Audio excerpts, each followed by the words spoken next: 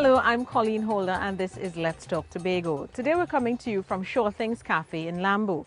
This place is 12 years old, which means it all got started back in 2001, in January to be exact, when the owner, Giselle Beaubrun, decided to turn the two things she loved into one business, good food and craft.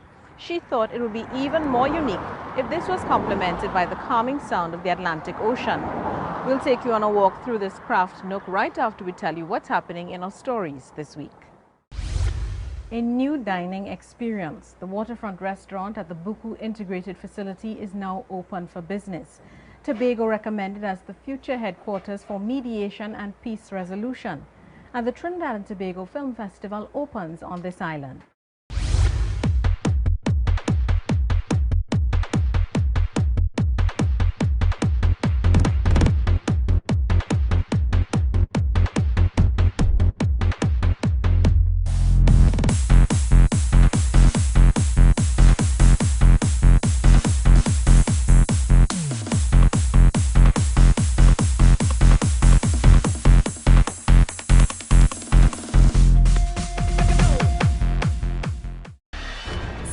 Tobago, ready to provide your community with the highest degree of professional services in emergency response. Contact Search Mariah at 660-0065 or Search Speyside at 660-6096.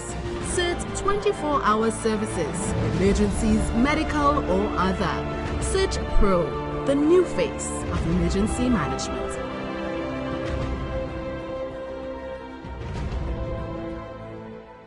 Welcome back to Let's Talk Tobago. We're in Lambeau at Shore Things Café. If you've ever been in this area, you've probably passed this place not knowing the treasures hidden within. From jewelry to pottery to ceramics, and even the paintings were all done by local and regional craftsmen. Now that's what the owner of this establishment is doing. In another part of the island, a new business has sprung up. As the backstory goes, the tenders were done twice, but it was worth the wait because it has opened the door for the transformation of a space at the Buku Integrated Facility. Curious about what's now there? Here's a little hint. It has to do with satiating our appetite. Davia Chambers explains. Buku Integrated Facility, known to hold corporate and casual events, known for the Buku Goat and Crab Race Festival, known for its beach bar. But now there's an added flair to this space, a restaurant. This restaurant has been my dream for a long time. I've had a couple of restaurants since I've been here, but there's nothing like this one. This has $1 million view, and all of us need to take advantage of it. The restaurant, as the name says, is on the waterfront of one of the longest beaches in Tobago and is offering breakfast, lunch, dinner, as well as catering services. I would like each and one of you to feel free to call me, and if you have parties or if you have a wedding or if you have any sorts of cooking to deal with, I would love to be the one to take care of it for you. But the restaurant isn't just serving up great meals, it's adding to the ambience of the iconic village of Buku. I think it's something that we have to start taking more advantage of. Not only is there the Sunday school, the Buku Reef, and the goat racing and so on, but I think in terms of making this whole place really integrated with the bonding of the community. It's expected that one final element will soon be added to this facility, a boardwalk, to increase the commercial value of the space. I'm Davia Chambers for Let's Talk Tobago. Oil and gas are non-renewable resources which Tobago is on the verge of benefiting from. But even before that happens, there's an effort to sensitize the population and ensure the profits are shared in an equitable and ethical manner. The Trinidad and Tobago Extractive Industries Transparency Initiative is spearheading this move. Omadara Mills tells us about one of their workshops geared towards educating the Tobagonian youth about this relatively new industry on the island. Tobagonians are well aware that oil and gas reserves have been discovered off the northwest coast, not far from Charlottesville, and that additional contracts have been awarded east of Speyside, so that we are foreseeing that in the years to come, Tobago will assume a very important role in the energy sector. But for all persons in the society to benefit from the profits of this industry, there needs to be a high level of accountability and integrity in the industry's operations. The TTEITI chairman says that it's important for young persons to be aware of all aspects of the industry, since they are the ones who will benefit from the profits. The oil and gas reserves of Trinidad and Tobago are really the inheritance of the people of Trinidad and Tobago, and more so the young people of Trinidad and Tobago, like you. The aim of the Extractive Industries Transparency Initiative is to ensure that the public advocates for the implementation of strict transparency guidelines for the various energy-related companies operating in the country as it relates to their production processes and profits. An objective which the representative of the Tobago Youth Council, Wayne James, agrees with. Tobago is in a very unique position because we have the ability to actually have the EITI implemented and grow with our now emerging energy sector as opposed to it being implemented in Trinidad. The EITI Youth Workshop was facilitated by the Division of Education, Youth Affairs and Sport. The interactive workshop gave youths the opportunity to learn about the oil and gas resources in the country, companies related to these resources, and the financial management of these companies. I'm Umadara Mills for Let's Talk Tobago. Part of Tobago's selling point is that it's not only green, safe and serene, but it's also clean. It's a realistic expectation that when you visit another of this island's big selling points, its beaches, they should be up to these standards. It's why a number of volunteers joined the rest of the world in clearing our coastlines. Colleen Bay is just one of the many scenic, relaxing and now a cleaner beach on the island.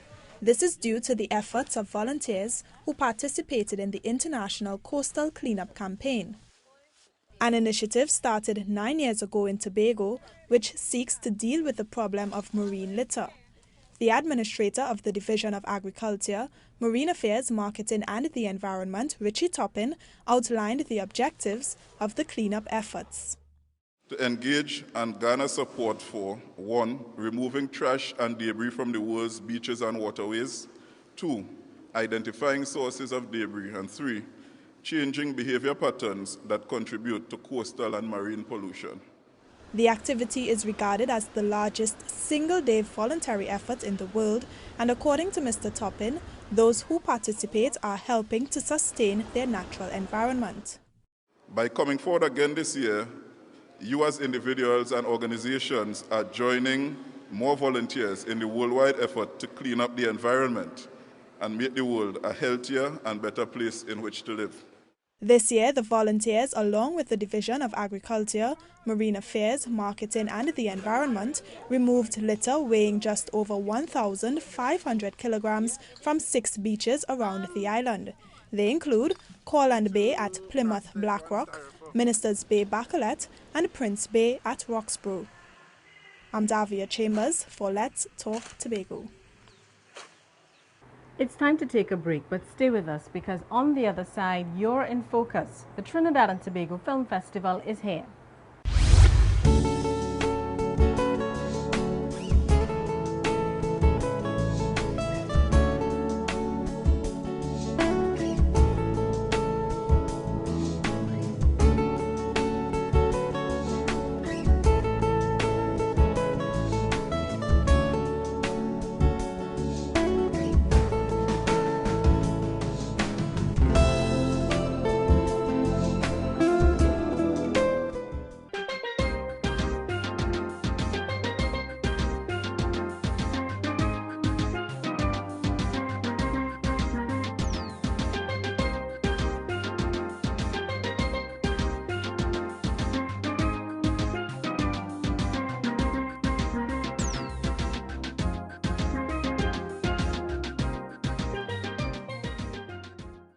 Thanks for staying with us. This is Let's Talk Tobago, and today we're at Shore Things Café in Lambeau. This place allows you to get the best of both worlds, a piece of craft that fancies you and something from the menu to satisfy your taste buds. From local lunches to freshly baked breads and pizzas, Everything is made on site by Giselle Bobran and Roxanne Nori. And here's a must-have, their signature coconut cream pie. Don't leave just yet to head down here. Stick around for us to tell you what happened at the Mediation Peace Awards. One of the organizers has recommended that this island be the future headquarters for mediation and peace resolutions. As he sees it, the serenity of Tobago makes this island an ideal location to resolve conflict. Caroline Wallace has the details. In times past, this island was the scene of over 20 battles and the changing of hands among European powers.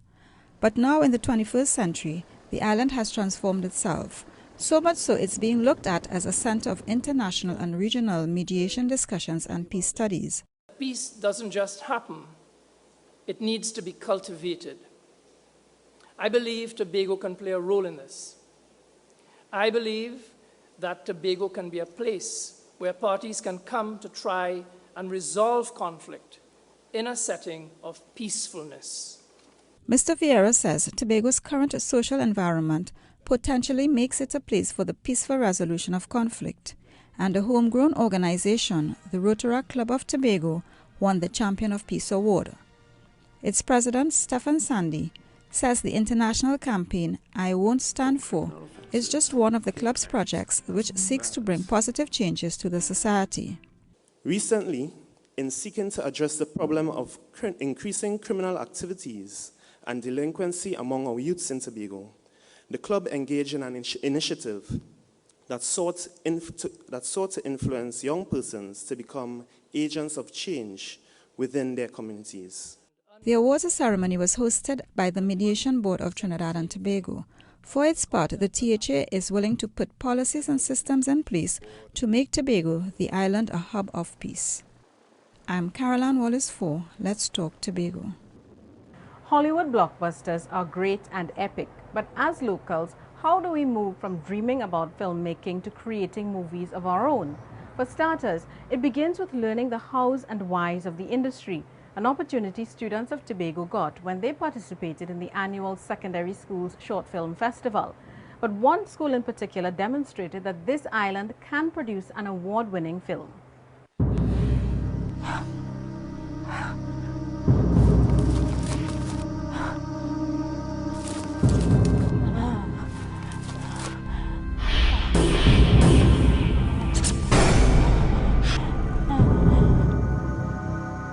That's just some of the award-winning sound produced by the students of Pentecostal Light and Life High School for their 5-minute film, The Discriminator.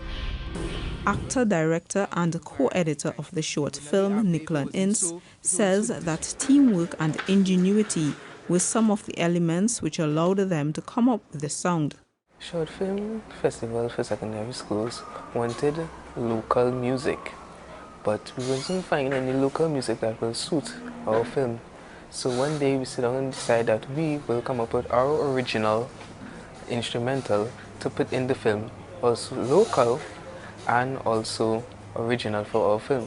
14-year-old Daniel Charles is the youngest of the 8-member production team.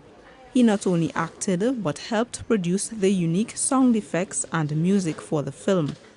He says that he has a greater appreciation for the film production process and can see himself focusing on the editing aspect of the process. I prefer editing because that's where the magic happens. Everything comes together better in editing. The school is one of the 5 Tobago schools which participated in the competition this year. They not only brought back the Best Sound Award, but also the Tobago Award, signifying the film's overall excellence from the island's entries.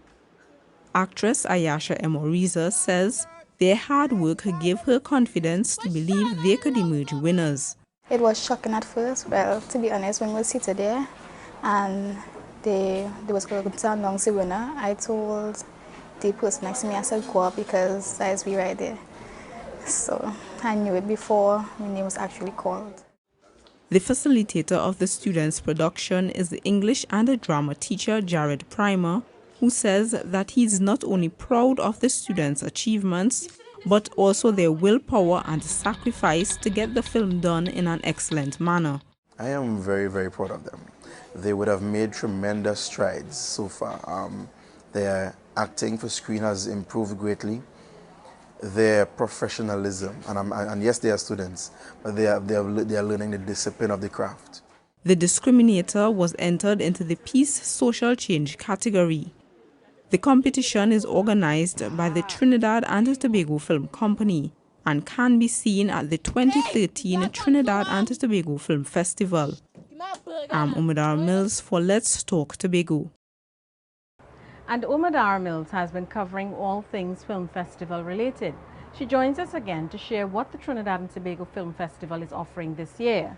Screening got started on this island on Wednesday, September 25th, and will feature several short and feature-length films from this country, the Caribbean, and the diaspora.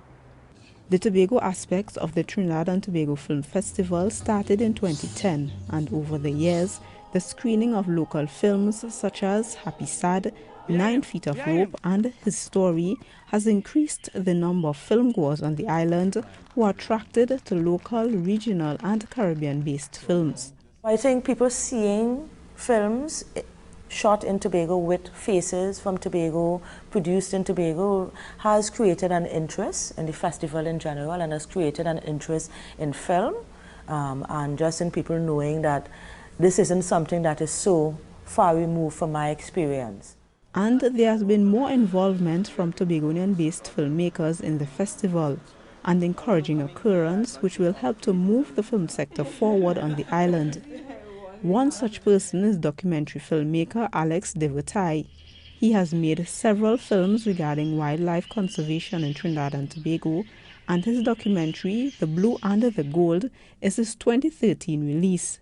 He says that locals can make films due to the relatively easy access to resources. People who before would have no chance of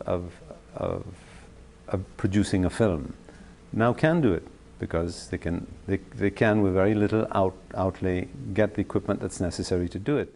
One aspect of the film screenings on the island is a question and answer segment where patrons get to interact with the filmmakers, an element which will give locals a better understanding of the industry. It's really to encourage and to foster development for not just for filmmakers, but also to educate audiences and to develop a film culture and a film appreciation culture. And part of that is having the audience being able to interact with the filmmakers and get an idea of what happens behind the scenes. The Tobago aspect of the festival this year is a week of film showings at Movie Town Lowlands. Since the events start on the island, the THA has facilitated community screenings and film production workshops in collaboration with the Film Festivals Committee. I'm Umadara Mills for Let's Talk Tobago. We're taking another break, but still to come, staying the course for 40 years, the story of Captain Sheriff Tobias.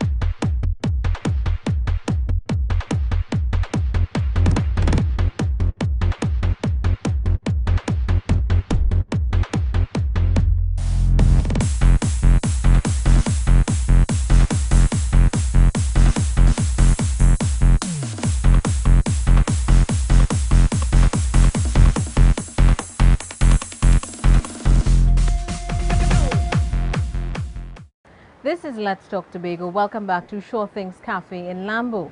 This table and the others just like it were created by David Young. Their glass centerpieces act as a showcase for some of the many unique crafts you'll find right here. Maybe there's also something here for the homeowners in our next story. They got grants to help with the completion of their homes. This was the second round of financial assistance which will be used to improve communities across the island. Another 6 homeowners received checks to finance the construction of various parts of their homes, this time in the electoral district of Bethel Mount Irvin. Marlene Stanisclaus of Bethel got the second tranche of her grant.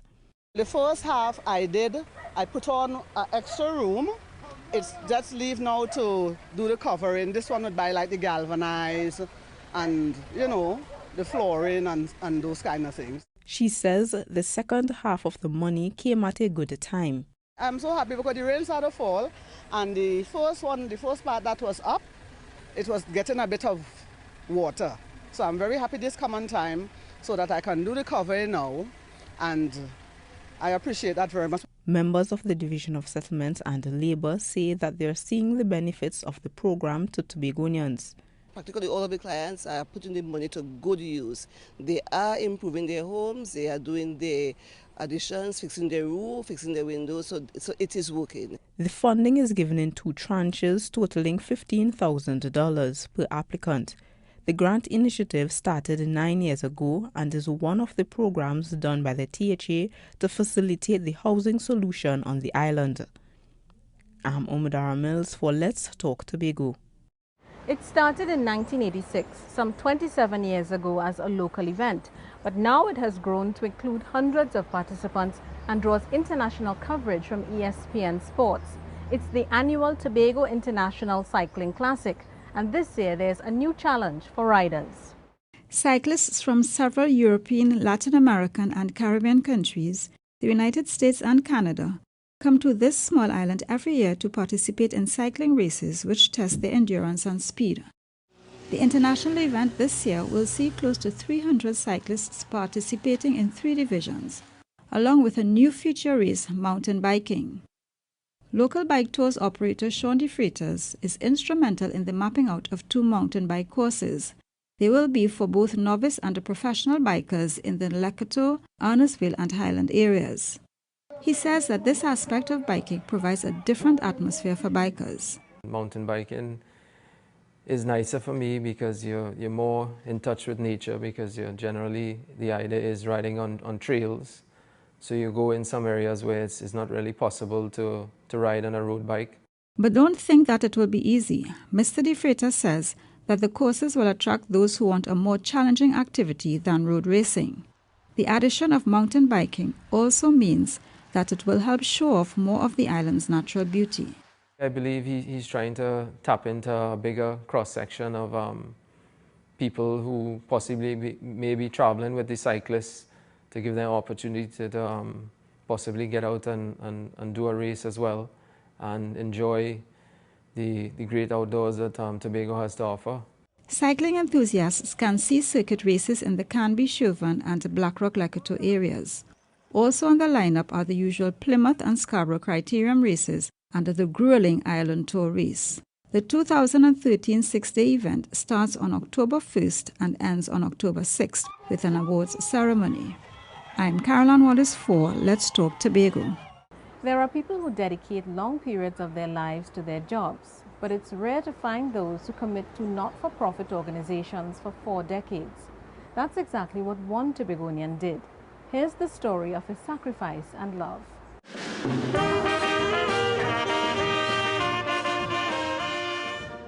That is just a sample of the many tunes which the Boys Brigade Band plays, an arm of the organization now under the leadership of Captain Sheriff Jude Tobias.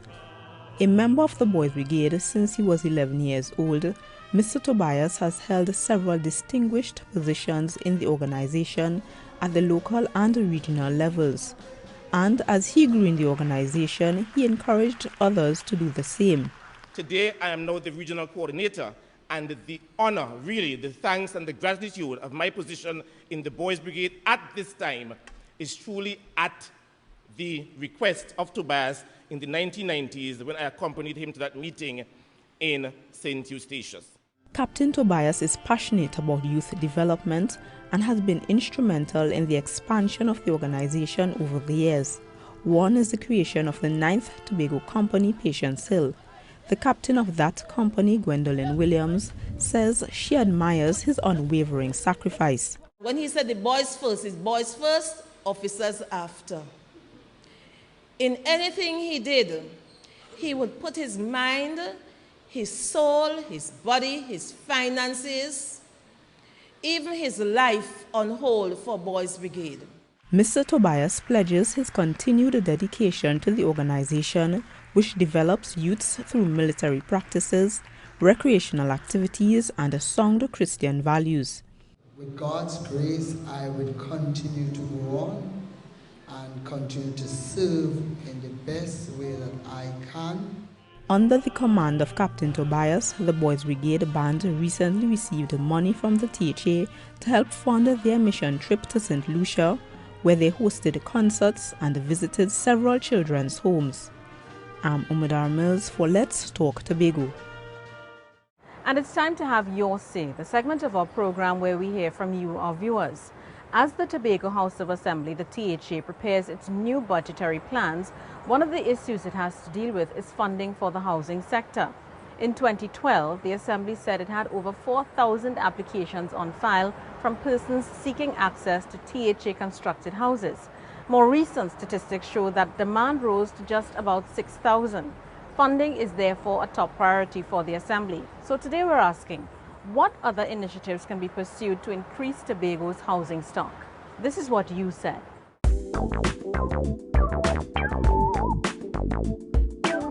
In my times, Tobago likes land and they build their own houses, and that that is exemplified by at Signan Hill, the Cutler Hall Phase 1 and 2, where the individual would have been given their land and they build their houses. So if you do that, it will be twofold.